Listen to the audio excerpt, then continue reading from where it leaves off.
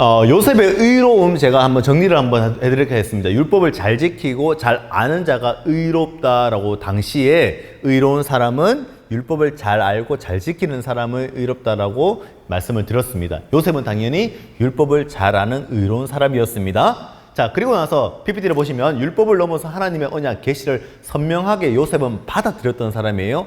이것을 받아들이는 사람이 있고 안 받아들이는 사람이 있어요. 성령님도 우리가 성령님을 받아들이는 사람이 있고 성령을 받지 못하는 사람이 있어요. 이따가 로마서를 잠깐 말씀 언급할 건데, 성령님께서 초대하시는데 우리가 초대를 빵 차는 사람이 있고요, 그냥 그 초대를 흡수하는 사람이 있어요. 그것이 바로 우리가 세상과 다른 점인데요. 계시를 선명하게 받아들였고, 이사야 임마누엘 계시라는 것을 제가 말씀을 드렸습니다. 그리고 준비된 자 흐릿한 계시를, 숨겨진 계시는 아무나 볼 수 있는 것이 아니잖아요. 그래서 이 계시를 선명하게 받아들이는 자가 있고 안 받아들이는 자, 요셉은 그 흐릿한 계시를 선명하게 받아들였던 사람입니다. 그리고 하나님의 말씀에 목말랐고 사모했던 요셉에게 다시 한번 그 사람에게 선명하게 계시를 나타내고 있습니다.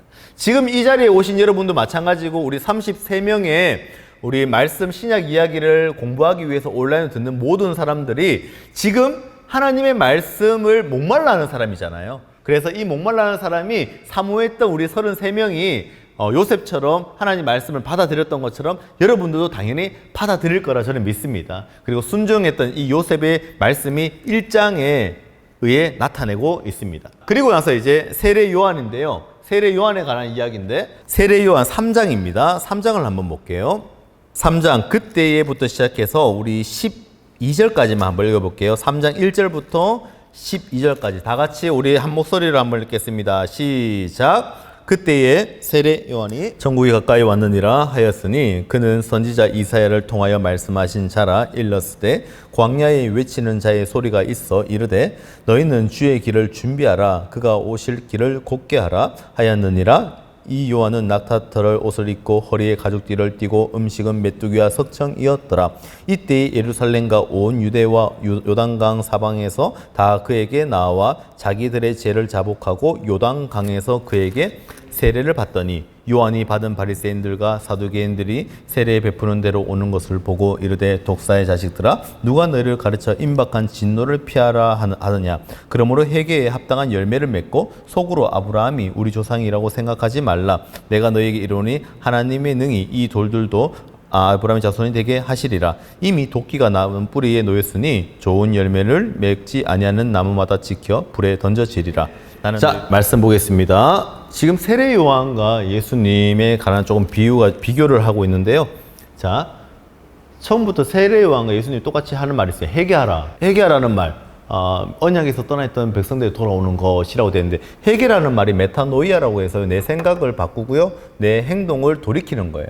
메타노이아라는 것은 내가 생각을 바꿔서 이거 하면 안 되지? 라고 해서 내 생각을 먼저 바꾸고 내 몸이 돌이키는 것을 메타노이아, 회개라고 합니다. 그런데 오늘 여기서의 회개라는 것은 조금 더 깊숙하게 넘어가면요, 언약, 약속이라는 것을 제가 강조하잖아요. 그 뜻이 무슨 말이냐, 이 회개는요, 오늘 세례 요한이 회개하라 라는 것은 돌이켜라 라는 것, 처음으로 지금 회개를 말하고 있는데, 언약에서 떠나있던 백성들아 돌아와라 라고 하는 말이에요. 즉 다시 유대인들에게 너 이제 그 약속, 하나님의 약속에서 멀리 떠나갔잖아, 이제 돌아와야 돼 라고 외치는 거예요. 회개하라는 것은 약속을 다시 붙잡아야 돼 라는 거예요.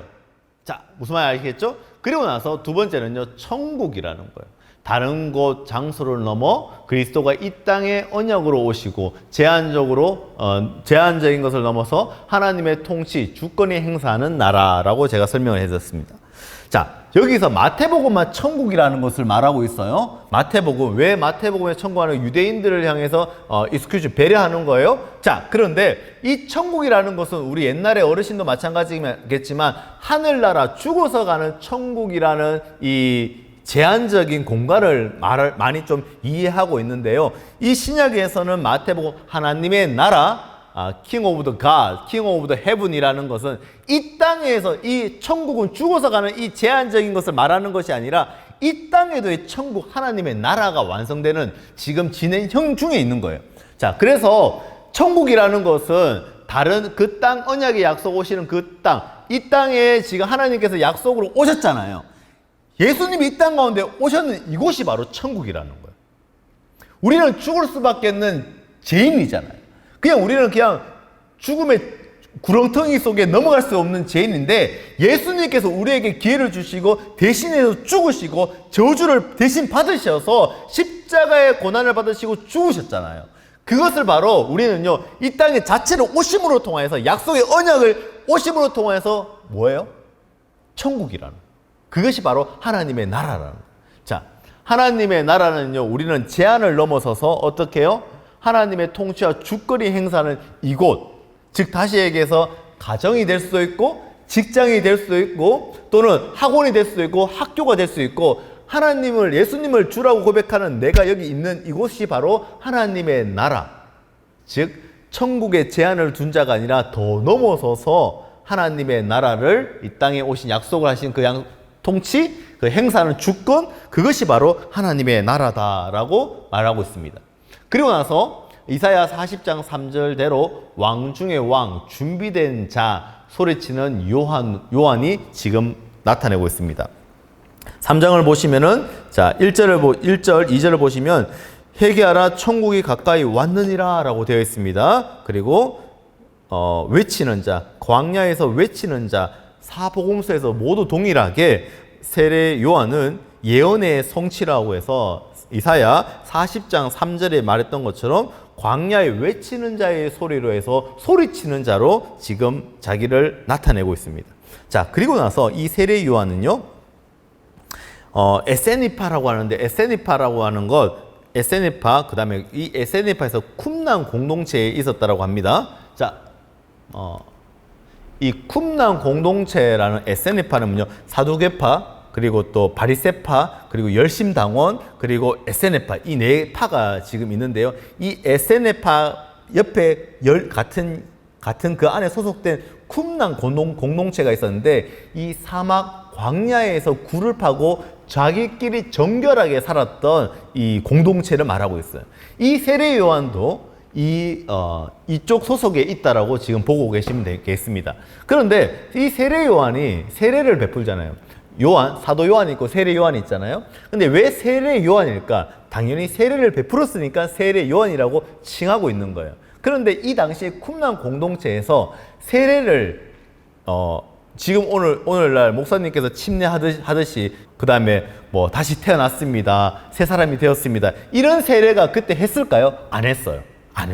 자, 어떤 세례냐면은 자기 스스로 정결하기 위해서, 지금 이때까지는 회개하기 위해서가 아니라 다시 돌이키는 삶이 아니라 자기가 스스로 나는 정결한 사람이야 이고 스스로 세례를 행했던 것이 바로 쿰난 공동체 요거예요. 지금 보시면은 오른쪽에 위에 있는 것이 쿰난 공동체에서 살았던 굴들이에요. 국립공원에 가면 있대요. 여러 가지 사진들이 있는데, 왼쪽에가 바로 뭐냐면은 지금 목욕탕처럼 되어 있는 것이 자기가 스스로 정결식 하기 위해서, 세례를 베풀기 위해서 자기가 안에 들어가는 장소예요. 그리고 지금 여기 설명을 합니다. 히브리어로 설명을 하는데, 여기서 보시면은 여기 자기가 지금 옷을 벗고 지금 정결하기 위해서 들어가는 요 그림이 그려져 있습니다. 다시 한번 본문 넘어가겠습니다. 자, 그렇다면은 이 세례 요한도 하나님의 율법을 잘 지켰던 사람일까요? 안 지켰던 사람일까요? 당연히 잘 지켰던 사람이겠죠. 자, 왜? 지금 보시면은 자기 스스로 정결하기 위해서 쿰난 공동체 안에서 사용했던 사람인데, 그런데 4절을 보시면 이 요한은 낙타털을 입고 허리에 가죽띠를 띠고 음식은 메뚜기와 석청이었다. 이 사람이 먹는 것이 뭐예요? 메뚜기와 석청이었더라. 왜 메뚜기와 석청만 먹었을까요? 먹을 것이 없어서? 아니에요. 레위기 11장 22절을 한번 봅시다. 레위기 11장 22절. 레위기 11장 22절을 보시면, 자, 레위기 11장 22절 161페이지에 있습니다. 다 같이 우리 22절을 함께 읽도록 하겠습니다. 다 같이 시작. 배짱이 종류와 귀뚜라미 종류와 팥중이 종류는 너희가 먹으려니와. 자, 레위기 11장 22절에 왜 세례 요한이 이것을 먹었을까라고 되어 있는데, 레위기의 율법을 지키기 위해서 지금 있었던 사람이에요. 세례 요한은 레위기의 지금 11장 22절에 메뚜기 종류와 배짱이 종류와 귀뚜라미 종류와 팥종이 종류는 너희가 먹으려니와 이 약속을 율법을 지금 지키고 있는 거예요.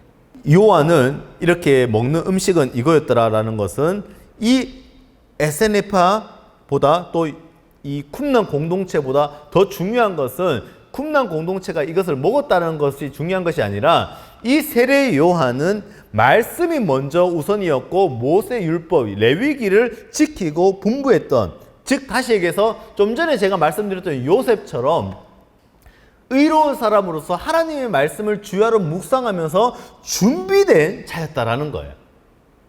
준비된 자. 구약을 이어서 지금 함께 세례 요한도 이 땅에 오실 임마누엘 하나님 예수님을 준비하며 살았던 사람 중에 한 사람이었다. 1장에서는 누가 있었다고요? 요셉이 의로운 사람으로서 준비된 자였죠. 계시를 선명하게 받아들였던 사람이었고, 또는 3장의 세례 요한은 예수님이 말씀했던 천국에 관한 이야기를 하고 회개하라고 말씀하시고 광야에 외치는 대언자의 역할로서 장차 오실 왕을, 이제는 왕이 오신다라고 선포했던 준비된 자가 바로 세례 요한이었다라는 것입니다. 세례 요한. 자, 그리고 나서 세례 요한은 예수님에게 지금 세례를 베풉니다. 지금 처음으로 지금 세례를 베푸는 거예요. 정결의식은 자기 스스로 했던 것이었는데 이제 뭐예요? 회개하는 거. 이제 죽음을 통하여서, 물에 빠뜨려서 죽음을 통하여서 이제는 새로운 사람으로 건짐을 받은 회개의 세례식을 처음으로 예수님을 통하여서 시작이 되는 시작점이 바로 이 마태복음 3장으로 지금 시작이 됩니다. 자, 속으로 아브라함이 우리 조상이라고 생각하지 말라. 내가 너에게 이르노니 하나님의 능히 이 돌들도 아브라함의 자손이 되게 하시리라. 자, 이제 회개에 합당한 열매를 시작이 되고 10절을 보시면 이미 도끼가 나무의 뿌리를 놓였으니 좋은 열매를 맺지 아니하는 나무다 찍혀 불에 던져지리라 라고 되어 있습니다. 자, 이것은 무슨 말이냐면 이제 종말론적 얘기를 합니다. 심판에 관한 이야기를 하는 거예요. 심판. 그리고 11절에 나는 너희로 회개하기 위하여 물로 세례를 베풀거니와 내 뒤에 오시는 이는 나보다 능력이 많으시니 나는 그의 신을 들기도 감당하지 못하겠노라. 그는 성령과 불로, 성령과 불이라는 것은 어떤 것을 이야기합니까? 성령을 초대하는 것을 거부하면 불로 심판을 받는다라는 고린도전서 12장 3절의 말씀이 나오고 있죠. 그런 것처럼 성령의 불로 너에게 세례를 베풀 것이다. 심판하신다라는 겁니다. 그런데 우리 알고 있어야 될 것이 있죠. 예수님께서 이 땅 가운데 심판주로 오시는 것이 아니죠. 심판받으러 오시는 분이시죠. 예수님께서는 우리의 죄를 대신해서 심판받으러 오시는 분이세요. 자, 그리고 나서 손에 키를 들고 자기의 타작마당을 정하게 하사 알곡은 모아 곳간에 들이고 죽정이는 꺼지지 않는 불에 태우시리라 라고 되어 있습니다. 그리고 15절을 한번 보실게요.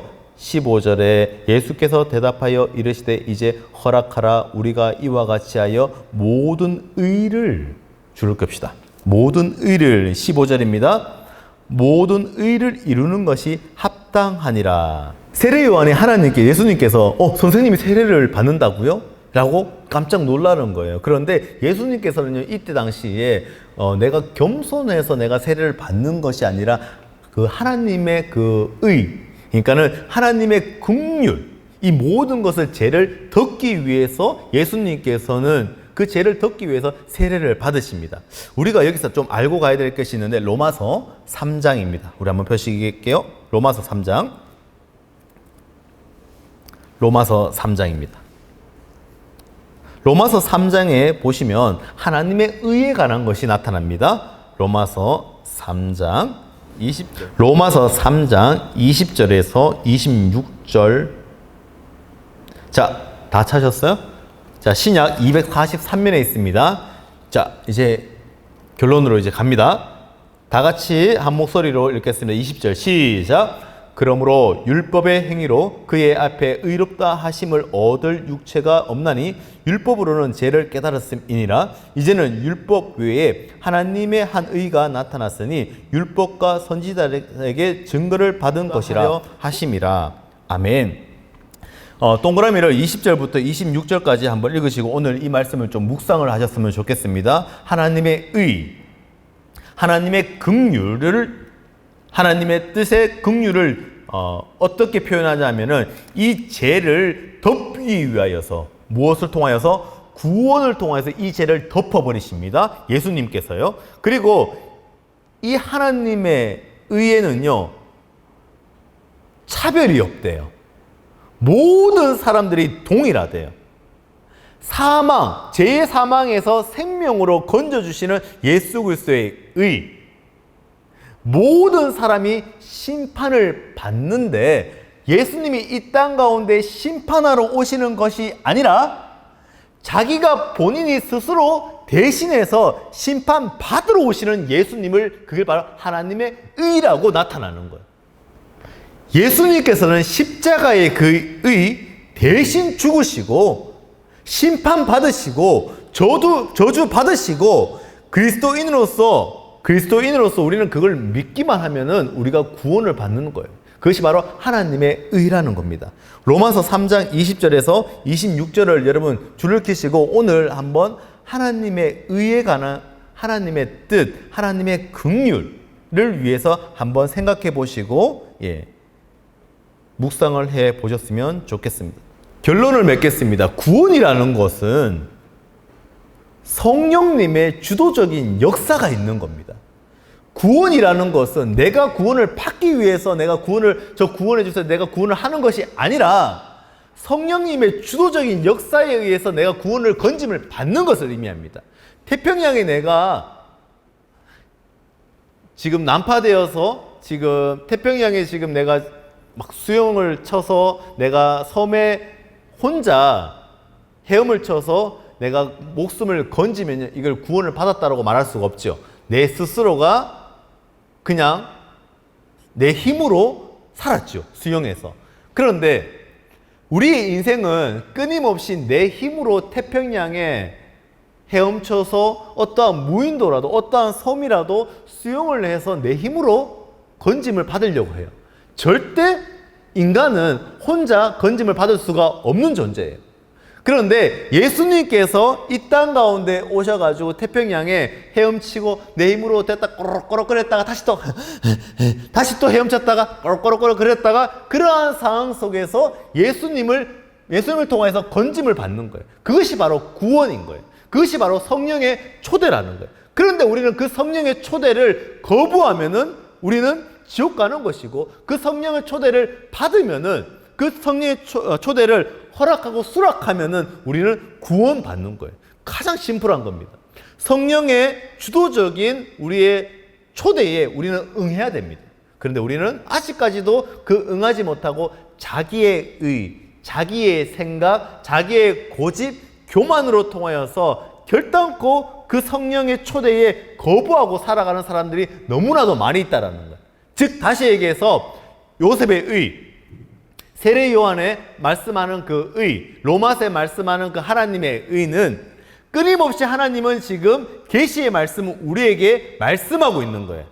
흐리지만은 말씀하고 계세요. 하나님의 말씀을 통하여서. 그런데 그 말씀을 준비하고 읽고 묵상하고 기다리는 자에게 선명하게 계시가 나타나는 거예요. 그 선명한 계시가 성령님을 통하여서 나타나셨을 때에 우리는 초대하는 것에 문을 열고 들어가기만 하면은 우리는 구원을 받는 거예요.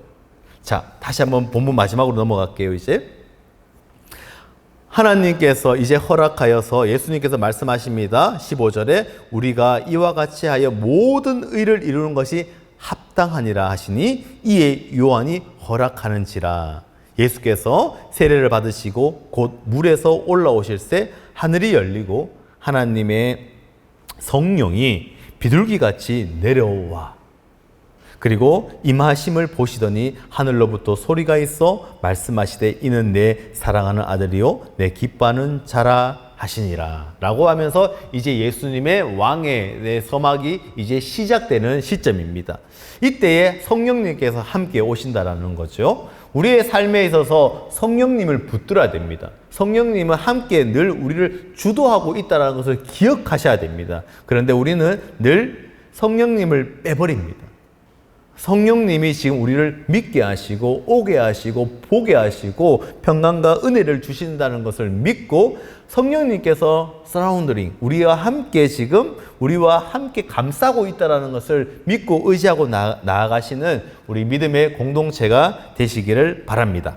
자, 요거를 이제 잠깐만 지금 넘어갈게요. 요것만 잠깐 하고 끝내도록 하겠습니다. 이 구약과 신약에 이어지는 요거는 다음 이제 파트인데 잠깐만 알고 가시면 됩니다. 지금 마태복음과 우리 구약에서의 연결고리는 지금 얼마만큼의 기간이 있는지를 아십니까? 성경책은 한 장으로 끝나는 거예요. 한 장으로 지금 목록으로 목차로 끝나는 거지만 그 중간에 400년의 역사가 있어요. 이 400년의 역사는 암흑기, 그 다음에 중간기라고도 이야기를 하는데 성경책에는 나와 있지 않습니다. 그런데 이 성경책에 나와 있지만 세계사에는 역사로 나타내고 있어요. 그걸 잠깐 알고 가시면 됩니다. 그 당시에 구약의 마지막 시기에 북이스라엘과 남유다가 있었고요. 그냥 이거는 초보도 아시겠지만 새신자가 있어서 말씀드려요. 북이스라엘은 아수르에게 망해버립니다. 그리고 남유다는 바벨론에게 망해버려요. 자, 그리고 나서 남유다 북이스라엘이 없어져 버리죠. 그때에 이 바벨론이 페르시아에게 또 망해버립니다. 이 페르시아는 성경책에는 바사라고 되어 있어요. 저는 신학교 1, 2학년 때 다닐 때까지 성경에 바사가 뭔지 몰랐었어요. 바사가 페르시아예요? 자, 이 페르시아에서 망해버립니다. 유명하지요? 이 300용사 뭐 이렇게 영화에도 나와 있죠? 그 다음에 여러분도 잘 알고 있다시피 일찍 죽은 왕 알렉산드리아 대왕이 있죠. 알렉산드리아 왕이 어떤 게 헬라니즘을 퍼뜨렸잖아요. 헬라니즘을 퍼뜨렸는데 이 헬라니즘이 퍼뜨리면서 혼합주의로 됩니다. 이 혼합주의가 어떤 거냐면 이런 거예요. 알렉산드리아 대왕이 계속해서 점령을 해갑니다. 아시아, 아프리카 모든 지역을 섭렵하는데 그때의 헬라 문화가 넣는 게 뭐냐면 그 당시의 사람들과 함께 결혼을 하게 합니다. 함께 결혼하게 합니다. 이때 당시에 유대인들도 강제 이주가 되어서 바벨론 포로기 시대 때 다니엘 시대 때 아시죠? 그때에 포로됐다가 다시 또 돌아오게 되고 다시 또 유대인들이 헬라니즘 이집트로 다시 오게 됩니다. 이 알렉산드리아 왕이 죽고 난 다음에 어떻게 되냐면은 이 프롤레이 왕조, 그러니까 알렉산드리아 건설, 이집트의 애굽을 자기가 존경했던 알렉산드리아 왕의 이름을 따서 도시를 만듭니다. 그때에 유대인들이 엄청나게 거기 또 강제로 이주하면서 살게 됩니다. 그리고 나서 로마 제국에서 지금 신약의 시대가 왔는데요.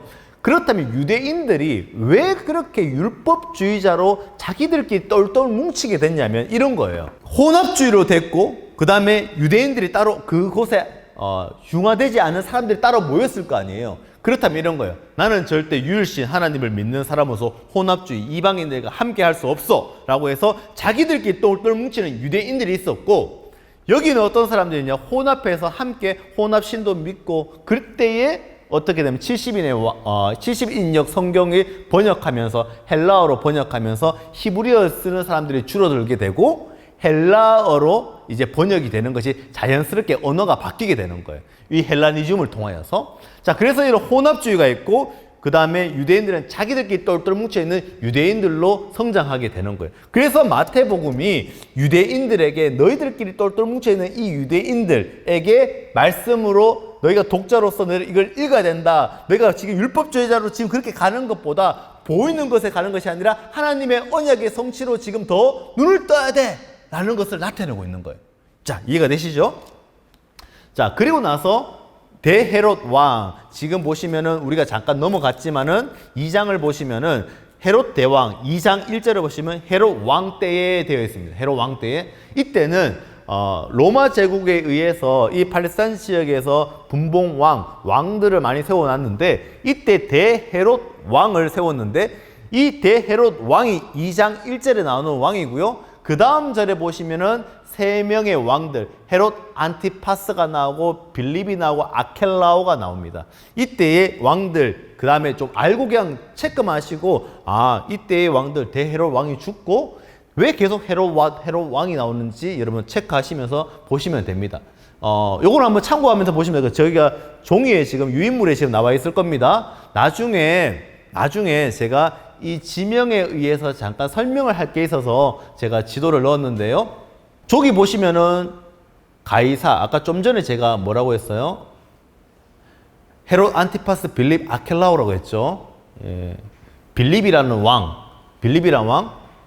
왕이 지금 위에 보시면은 가이사라 빌립이라고 되어 있죠. 가이사라 빌립이 있고 여기도 가이사라가 있어요. 근데 원래는 도시가 있었는데 이 가이사라 빌립보라는 이거는요, 헤롯 대왕이 이름을 집어넣은 거예요. 자기 이름을 집어넣은 거예요. 똑같은 지명이 있는데 자기 이름, 원래 도시 같은 거 있으면 자기 이름을 집어넣는 거, 요거 있죠. 요거 보시면 되고요. 그리고 예수님께서는 이 갈릴리를 통하여서 사역을 하셨고요. 보시면은 지금 아켈라오가 여기 지금 있고요. 그 다음에 헤롯 안티파스 요게 지금 이렇게 되어 있습니다. 그리고 여기 보시면은 빌립이 이렇게. 그 마태복음을 보시다 보면 이 왕들이 점령하면서 왕들이 조금씩 나오는데 요걸 이제 참고로 알고 계시면은 제가 하면서 또 설명을 좀 드리도록 하겠습니다. 오늘 말씀을 좀 한번 정리를 한번 해볼게요. 1장에 나오는 예수 그리스도의 나심을 통해서 요셉은 의로운 사람이었습니다. 율법을 잘 알던 사람이었고 흐리멍텅한 계시, 남들이 보기에는 흐릿하지만은 당시에 그 흐릿한 계시를 선명하게 받아들였고 준비했던 사람이 바로 요셉이었고요. 세례 요한도 마찬가지로 레위 율법을 충분하게 자기가 숙지하고 지켰던 사람, 쿰난 안에서도 그 끝까지 지켰던 사람 중에 한 명이었고요. 그 다음에 하나님께서는 지금 예수님께서 이 의로 통하여서 이 마태복음이 하나님의 의로 다시 한 번 더 약속의 성취를 내가 하고 있다는 것을 보여주고 나타내 주기 위해서 지금 오늘 3장까지 세례 요한에까지 지금 모든 의를 설명하고 계시는 겁니다. 오늘 말씀을 읽고 말씀을 듣고 우리가 준비한 자세로서 내 의가 아니라 율법 보이는 의로 끝나는 것이 아니라 하나님의 약속을 더욱더 우리가 쟁취하시고 또 하나님의 약속을 더욱더 선명하게 받아들이는 준비된 저와 여러분들 되시기를 주님의 이름으로 축복합니다. 네. 하나님 아버지 감사합니다. 오늘도 이 시간 저희들 이 자리에 불러주시고 마태복음을 통하여서 우리가 하나님의 의를 더욱더 선명하게 받아들이는 자가 되게 도와주시고 지금까지는 그냥 읽고 듣고 율법적으로만 알고 있었던 모든 것들이 또 하나님이 주시는 그 계시가 우리에게는 보이지 않고 선명하지 않았지만은 오늘 이 시간 가운데 준비된 자로서 선명하게 받아들이며 준비된 하나님의 약속의 성취를 바라보는 주의 백성들에게 하나님이 인도하여 주시옵소서. 하나님 오늘 이 시간 가운데 다시 한 번 더 묵상하면서 주님 앞에 더욱더 가까이 걸어가는 자가 되게 도와주시고 오늘 시간 가운데 말씀을 통해서 온라인을 통하여서 더욱더 하나님의 뜻이 이 땅 가운데 이루어지는 역사가 있게 주님 인도하여 주시옵소서. 주님 감사합니다. 이 모든 말씀 살아계신 예수님의 이름으로 기도드리옵나이다. 아멘.